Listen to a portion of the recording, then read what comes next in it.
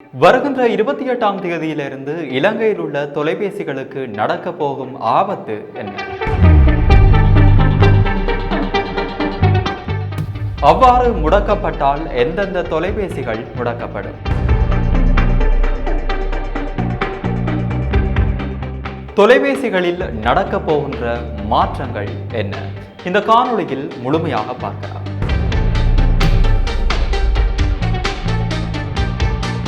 முதலாவது விடயமாக, நீங்கள் பாவித்துக் கொண்டிருக்கும் தொலைபேசி எந்த வகையை சார்ந்தது, TRCS-இல் ரெஜிஸ்டர் பண்ணப்பட்டதா அல்லது பண்ணப்படாததா? இவ்வாறான கேள்விகளுக்கு நாங்கள் சரியான முடிவை தற்போது பார்ப்போம். அதாவது TRCSL என்றால் என்ன என்று பார்க்கின்ற போது இலங்கை தொலைத்தொடர்பு ஆணையமாகும். இந்த தொலைத்தொடர்பு ஆணையத்தில் உங்களுடைய தொலைபேசி பதிவு செய்யப்பட்டதா அல்லது பதிவு செய்யப்படாததா என்பதை நீங்கள் முதலில் அறிந்து கொள்ள வேண்டும். அதற்கு முன்னர் உங்களுடைய தொலைபேசி எந்த வகையை சார்ந்தது, அதாவது இலங்கையில் வாங்கக்கூடிய தொலைபேசிகள் எல்லாம் ஒரு நிறுவனத்தை சார்ந்திருக்கும். உதாரணமாக சாம்சங் தொலைபேசியை எடுத்துக்கொண்டால் அந்த தொலைபேசியானது உரிய ஸ்டோருக்கு நேரடியாக சென்று வாங்கப்பட்டதா அல்லது வெளிநாட்டில் இருக்கின்ற ஒரு நபரால் உங்களுக்கு இலங்கைக்கு அனுப்பி வைக்கப்பட்டதா என்பதையும் பார்க்க வேண்டும். அல்லது சாதாரணமாக ஒரு தொலைபேசி கடைக்கு சென்று அதை நாங்கள் வாங்கினோமா என்பது நமக்கு தெரியும். நீங்கள் குறித்த சாம்சங் போனை நேரடியாக ஸ்டோருக்கு சென்று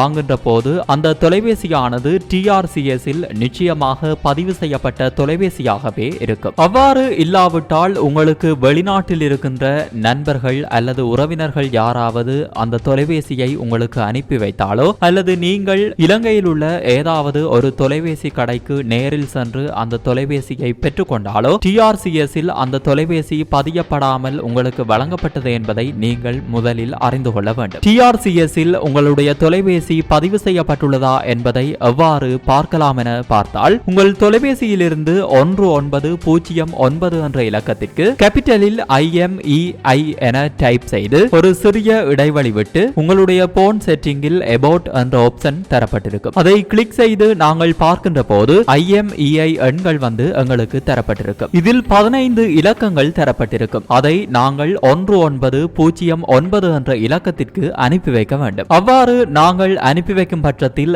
எங்களுடைய தொலைபேசியானது TRCS-இல் பதிவு செய்யப்பட்டுள்ளதா அல்லது இல்லையா என்கின்ற தகவல் நமக்கு கிடைக்கும். இவ்வாறு நாங்கள் அறிந்து கொள்ளும் பட்சத்தில் உங்களுக்கு இன்னொரு கேள்வி எழலாம். அதாவது எங்களது தொலைபேசிகள் TRCS-இல் பதிவு செய்யப்படாவிட்டால் அவ்வாறு 28ஆம் தேதிக்கு பின்னர் என்னதான் நடக்கும் என்கின்ற கேள்வி எங்களுக்கு எழலாம். இலங்கை அரசாங்கம் தற்போது எதிர்வரும் 28ஆம் தேதி வரை எங்களுக்கு ஒரு கால அவகாசம் வழங்கி இருக்கிறது. அதாவது எங்களுடைய தொலைபேசிகள் TRCS-இல் பதிவு செய்யப்பட்டுள்ளதா என்பதை அறிவதற்காகவும் மற்றும் எதிர்வரும் 28ஆம் தேதிக்கு பின்னர் TRCS-இல் பதிவு செய்யப்பட்டுள்ள தொலைபேசிகளை மட்டுமே நாம் பயன்படுத்த முடியும் எனவும் அறிவிக்கப்பட்டிருக்கு. நீங்கள் தொலைபேசி கடைக்கு சென்று நீங்கள் தொலைபேசியை வாங்கும் இடத்தில் உங்களுக்கு தருகின்ற தொலைபேசி பட்டியில் IMEI நம்பர் தந்திருப்பாங்க. இதில் 2 இலக்கங்கள் தரப்பட்டிருக்கும். காரணம் என்னவென்றால் 2 சிம் அந்த தொலைபேசிக்கு பயன்படுத்தலாம் என்றால் 2 IMEI நம்பர் எங்களுக்கு தந்திருப்பார்கள். இவ்வாறு அந்த இலக்கம் இல்லாத விடத்தில் தான் தற்போது புதிய சிக்கல் ஏற்பட்டிருக்கிறது. அதாவது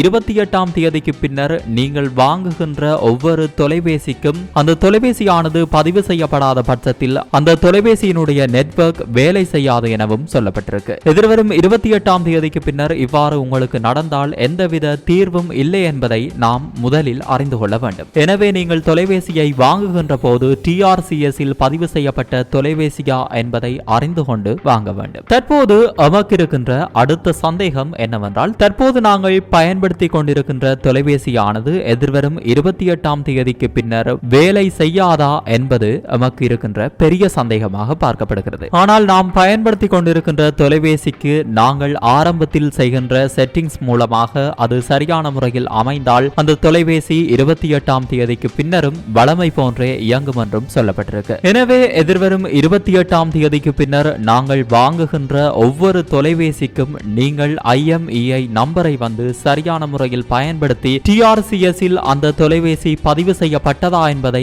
மிகவும் அவதானத்துடன் நாங்கள் பார்த்து வாங்க வேண்டும். அவ்வாறு பதிவு செய்யப்படாத இடத்தில் நீங்கள் அந்த தொலைபேசியை வாங்குவது பிரயோசனமற்ற செயலாகவே காணப்படும். எனவே நீங்கள் எதிர்வரும் 28ஆம் தேதிக்கு பின்னர் தொலைபேசி புதிதாக வாங்குகின்ற போது TRCS-இல் பதிவு செய்யப்பட்ட தொலைபேசியா என்பதை மிகவும் அவதானத்துடன் நீங்கள் ஆராய்ந்து வாங்குவதே உங்களுக்கு சிறந்தது என்பதையும் கூறிக்கொள்கிறோம்.